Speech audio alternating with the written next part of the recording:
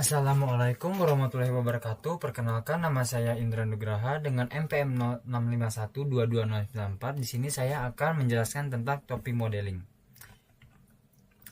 Di sini ada teori dasarnya, di sini ada pengertiannya. Pengertiannya yaitu topik modeling adalah salah satu metode yang digunakan untuk menemukan tema atau topik yang tersembunyi dalam kumpulan teks yang banyak. Teknik ini berguna untuk mengetahui isi dari dokumen tanpa harus membaca satu persatu. Dengan melihat pola kata yang sering muncul bersama, kita bisa tahu topik apa yang sedang dibahas dalam teks tersebut. Di sini ada tujuan dan manfaatnya. Tujuan dari topik modeling adalah untuk membantu memahami isi dari kumpulan dokumen secara otomatis. Manfaatnya antara lain bisa digunakan untuk mengelompokkan dokumen berdasarkan topik, mempermudah pencarian dokumen, dan juga bisa membantu dalam membuat rangkuman dari isi teks yang panjang. Hal ini sangat berguna dalam bidang analisis data, riset ilmiah, dan dunia bisnis.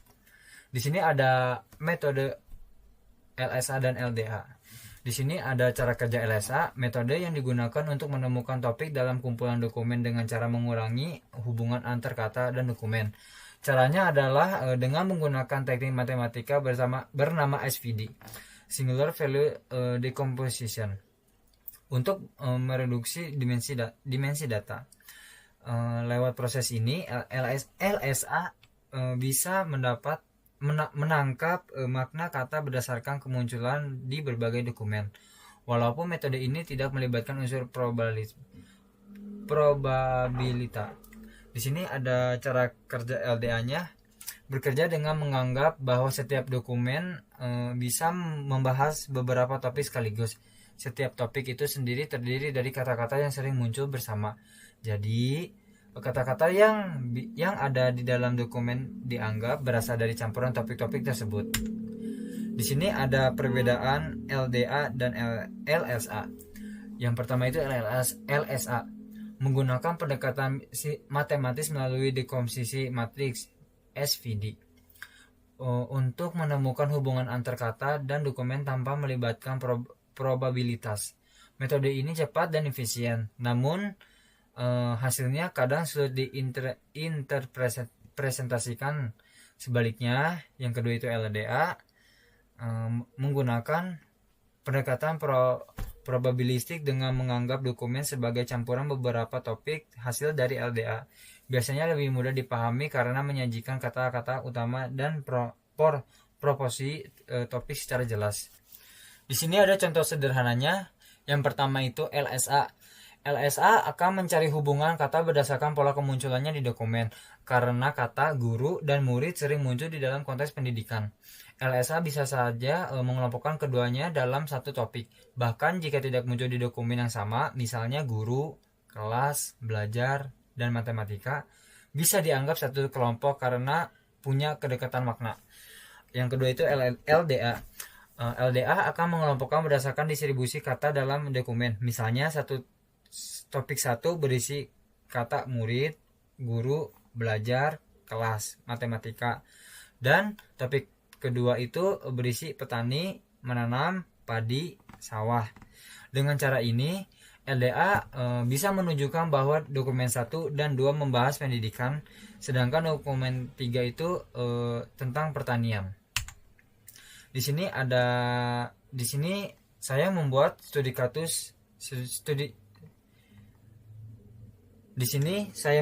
kasus dari ulasan produk tentang Gojek. Di sini ada datasetnya. Di sini program import library-nya. Di sini ada program pre-processing. Di sini ada program LSA.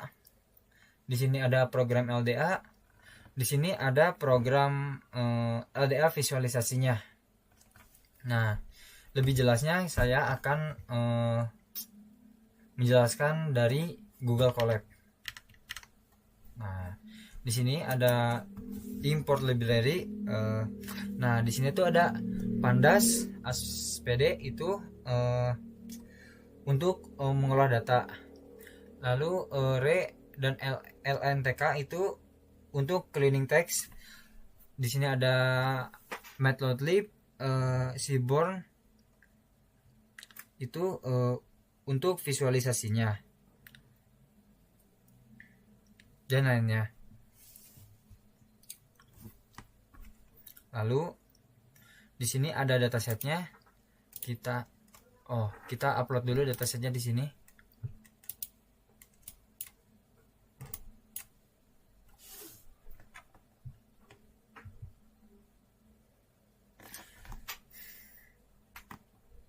Di sini itu fungsinya itu untuk membaca dataset yang telah diupload sebelumnya. Kemudian dia itu membaca dataset tersebut. Terus di sini kita load data Gojek Review. Kita ambil itu 10.000 data pertama dari kolom konten. Biar prosesnya tidak terlalu berat-berat banget.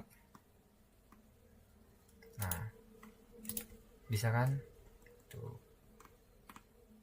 Di sini ada df info dan df head. Ini tuh cuman mengecek aja sih buat lihat struktur dan contoh datanya. Lalu di sini ada fungsi preproses. Nah, yang tadi kita masukin PPT. Lalu ini tuh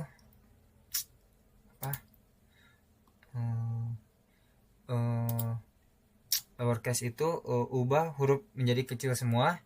Lalu yang resubnya itu menghapus angka. Tokenisasi itu pisahin kata. Nah, yang ini. Lalu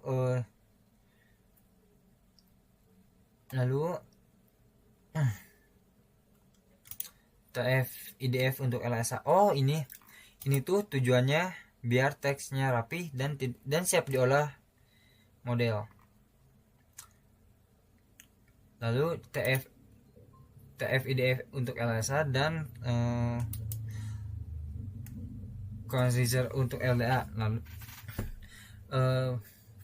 TF IDF untuk LSA itu untuk dipakai untuk model LSA. Lalu converternya dipakai untuk model LDA.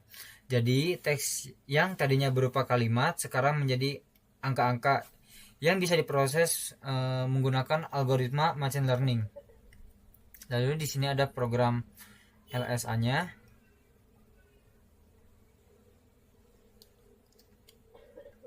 Fungsinya itu buat menampilkan 10 kata paling kuat yang membentuk masing-masing topik. Nah, di sini ada outputnya. Topik 1 itu oke, mantap, bagus, membantu banget. Gojek aplikasinya cepat. Lalu di sini ada LDA-nya. Fungsinya itu buat nampilin topik dan kata-kata dominannya. Di sini ada outputnya juga.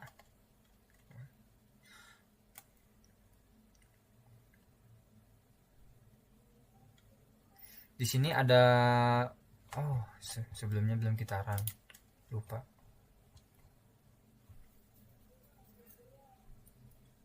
Sebentar.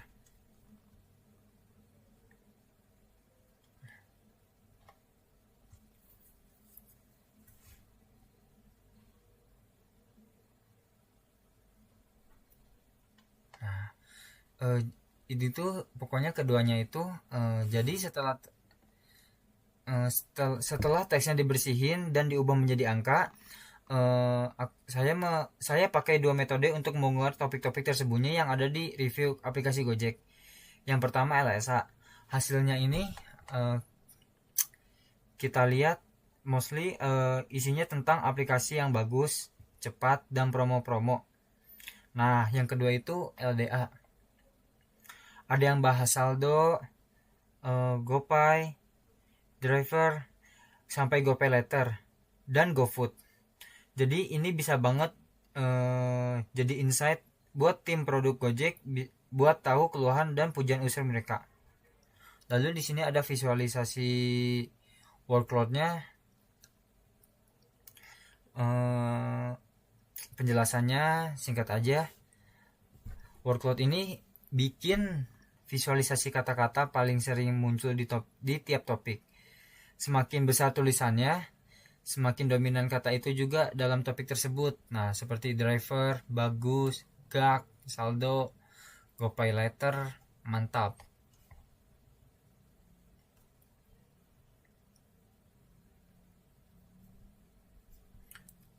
Nah,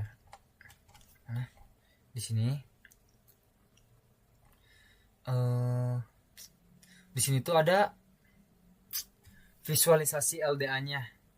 Yang topik pertama itu dia memiliki lebih dari 2500. Yang kedua itu dia ada lebih dari 1500. Yang ketiga itu lebih dari 2500 juga.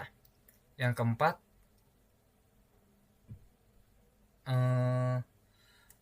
di 1300-an. Yang keempat itu 1900 kurang lebih. Di sini ada topik-topiknya. Lalu disimpan model dan vektorier. Nah, di sini kisah penjelasannya. Modelnya tuh udah jadi, kita simpan biar dipakai lagi tanpa training lagi. Misalnya nanti mau pakai di aplikasi web, dashboard atau analisis tujuannya. Di sini outputnya seperti ini. Nah,